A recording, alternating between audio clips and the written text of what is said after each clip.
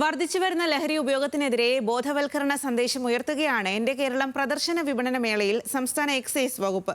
യുവാക്കൾ ലക്ഷ്യം തെറ്റി ലഹരിയിലേക്ക് പോകാതിരിക്കാനുള്ള വിനോദ പരിപാടികളും സ്റ്റോളിലുണ്ട്. രണ്ടാം പിണറായി സർക്കാരിന്റെ വാർഷികാഘോഷത്തിന്റെ ഭാഗമായി കനകക്കുന്നിൽ നടക്കുന്ന മേളയിലാണ് എക്സൈസിന്റെ വേറിട്ട ബോധവൽക്കരണം.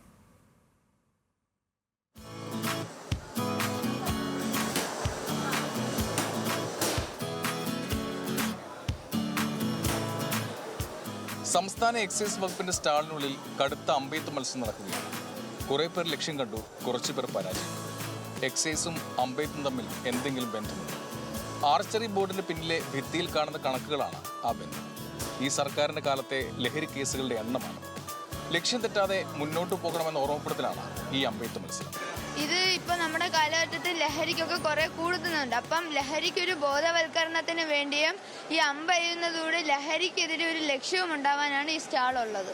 തീർന്നില്ല, സ്റ്റാളിന്റെ മറ്റൊരു വശത്ത് ഒരു പഞ്ചിങ് ബോക്സ് കാണാം. അതിനു മുന്നിലും വൻ തിരക്കാണ്. പ്രായഭേദമന്യേ ലഹരിക്കെതിരെ പഞ്ച് ചെയ്യുകയാണ്.